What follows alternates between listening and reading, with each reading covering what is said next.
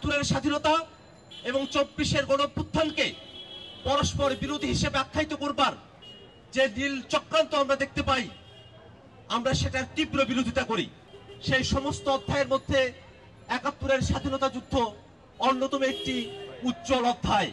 সেই উজ্জ্বল অধ্যায়কেই যখন অন্ধকারে পতিত করা হয়েছিল, তখনই আলোর মশাল জেলে 24-এর সৈনিকেরা তাদের জীবন দিয়ে বাংলাদেশের মানুষকে আরেকবার মুক্ত করেছিল।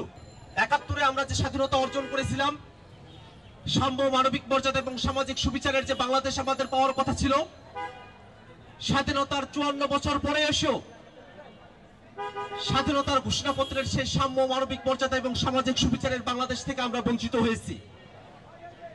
বাংলাদেশের ইতিহাসে গত 15 বছর ধরে বাংলাদেশের মানুষের নাবিশ্বাস ঘটিয়ে এদেশের শাসন কাঠামোয় বসেছিল এক ফ্যাসিবাদী দল আওয়ামী লীগ। সেই ফ্যাসিবাদের বিরুদ্ধে বাংলাদেশের ছাত্র তরুণরা আবারও একত্রিত হয় এবং 24-এর গণঅভ্যুত্থানে হাজারো মানুষের জীবনের ভিতর দিয়ে আমরা আবারও বাংলাদেশের মানুষকে জালিমের শাসন থেকে মুক্ত করতে সমর্থ হই। 71-এর স্বাধীনতা এবং 24-এর গণঅভ্যুত্থানকে পরস্পর বিরোধী হিসেবে আখ্যায়িত করবার যে নীল চক্রান্ত আমরা দেখতে পাই, আমরা সেটার তীব্র বিরোধিতা করি। আমরা মনে করি এই বাংলাদেশের ভূখণ্ডের মানুষের স্বাধীনতা সংগ্রামের যতগুলো অধ্যায় রয়েছে, সেই সমস্ত অধ্যায়ের মধ্যে 71-এর স্বাধীনতা যুদ্ধ অন্যতম একটি উজ্জ্বল অধ্যায়। সেই উজ্জ্বল অধ্যায়কেই যখন অন্ধকারে পতিত করা হয়েছিল, তখনই আলোর মশাল জেলে 24-এর সৈনিকেরা তাদের জীবন দিয়ে বাংলাদেশের মানুষকে আরেকবার মুক্ত করেছিল। আমরা মনে করি এই ভূখণ্ডের মানুষের যত সংগ্রামের ইতিহাস আছে, এই সংগ্রামের ইতিহাসগুলোকে পরস্পর বিরোধী হিসেবে দাঁড় করাবার কোনো সুযোগ নেই। বরং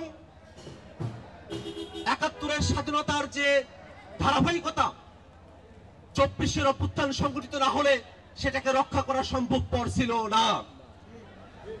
যদি 24-এর অভ্যুত্থান না ঘটতো, তাহলে আমরা 71-এর যে বাংলাদেশ পেতে চেয়েছিলাম, সেই বাংলাদেশকে আমরা চিরতরে হারিয়ে ফেলতাম। বাংলাদেশে যে বিদেশি শক্তিগুলো সক্রিয় ছিল, বিশেষত বাংলাদেশের পররাষ্ট্রনীতি থেকে বাংলাদেশের রাষ্ট্রীয় সকল পলিসিকে যেভাবে ভারত রাষ্ট্রের কাছে বেছে দেওয়ার ঢিল চক্রান্ত করা হয়েছিল, সেই চক্রান্তের বিরুদ্ধে একটি স্বতঃস্ফূর্ত গণঅভ্যুত্থান ছিল 24-এর গণঅভ্যুত্থান।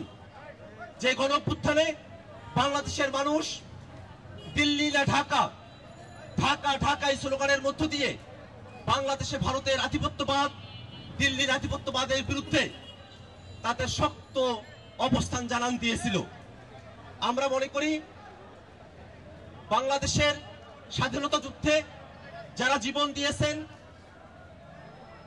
যারা সম্ভ্রম হারিয়েছেন, বাংলাদেশের স্বাধীনতা যুদ্ধের পরে 90-এর স্বৈরাচার বিরোধী আন্দোলনে যারা শরিক হয়েছেন, 24-এর আন্দোলনে যারা শরিক হয়েছেন, তারা সকলেই বাংলাদেশের মানুষের জন্য উজ্জ্বলতম নক্ষত্র।